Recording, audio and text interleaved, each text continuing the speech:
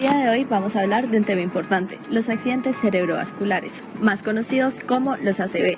¿Pero qué son? Se trata de un grupo de condiciones que afectan las arterias de nuestro cerebro o las arterias encargadas de llevar la sangre a él. Estas se caracterizan porque nuestro cerebro deja de recibir sangre y por ende el suministro de oxígeno que éste necesita, ocasionando de esta manera que las células de nuestro cerebro comiencen a morir en pocos minutos. Entonces se dice que los ACV son esas alteraciones en los vasos sanguíneos de nuestro cerebro y pueden darse de dos tipos.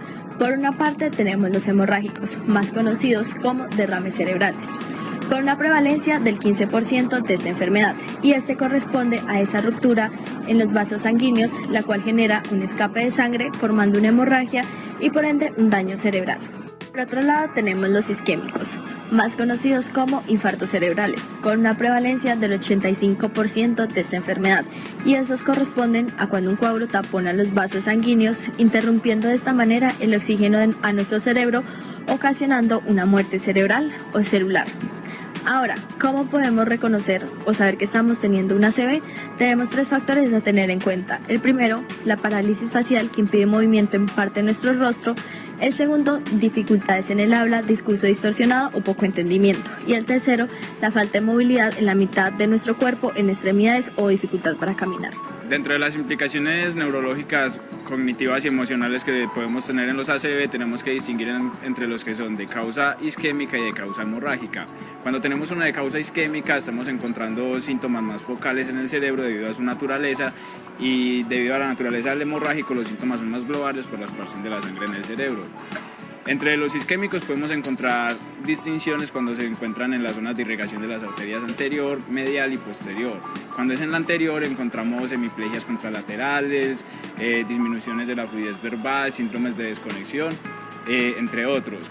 Cuando está en la arteria cerebral media encontramos una afasia de Broca, de Wernicke, de conducción, semántica, apraxias, alexias, acalculias, entre otras también. Y cuando es en la zona de irrigación de la arteria cerebral posterior, podemos encontrar trastornos de la memoria, agnosias visuales, alexias puras, prosopagnosia, entre otros síntomas también. También es importante hacer una distinción entre en qué hemisferio se encuentra el accidente cerebrovascular. Cuando es principalmente en el izquierdo, vamos a encontrar en los exámenes médicos que se reflejan mucho las deficiencias en el lenguaje. Y también en estos exámenes médicos de rutina puede pasar que pasen desapercibidos otros síntomas como el reconocimiento de sí mismo o del entorno. Y cuando se presenta en el hemisferio derecho, lo que podemos encontrar son más trastornos en las emociones, fuga de ideas, desinhibición, entre otros. También en este hemisferio derecho, cuando encontramos zonas homólogas, por ejemplo el área de Broca, se pueden encontrar deficiencias en el lenguaje expresivo. En términos de las emociones, no siempre se presentan cambios emocionales, y cuando se presentan no siempre son permanentes. Unos de los más importantes a tener en cuenta son la apatía, una profunda tristeza, se pueden presentar cambios en la conducta como irascibilidad, se pueden encontrar ataques de ira, por ejemplo. Entonces estos son como los más importantes a tener en cuenta, pero pueden aparecer muchos más. Como ya sabemos, existen dos tipos de ACV, los isquémicos y los hemorrágicos, y esos tienen factores de riesgo.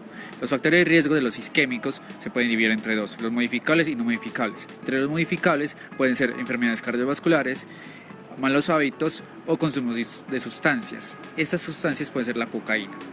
También son los no modificables, o sea, enfermedades familiares, puede también ser ACVs anteriores o inclusive cuestión de edad avanzada. En el caso de los hombres tienen mayor tasa de que pase esto, y las mujeres tienen una mayor probabilidad de muerte. También están los factores de riesgo para los hemorrágicos, o sea, hipertensión arterial alta, una aneurisma no detectada o también no tratada.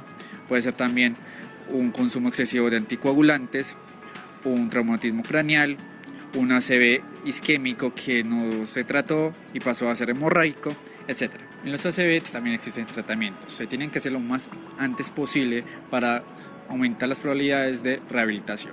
En este caso de los ACV isquémicos se puede utilizar fármacos trombolíticos o anticoagulantes, también se puede utilizar procedimientos endovasculares o angioplastias. En el caso de los hemorrágicos se hace un control del sangrado, también se hace uso de fármacos para contrarrestar los efectos de los anticoagulantes, minimizar la presión arterial o evitar convulsiones. También de esto se hacen procedimientos quirúrgicos, como grapado quirúrgico, como embolización con espirales o la extirpación de las malformaciones arteriovenosas.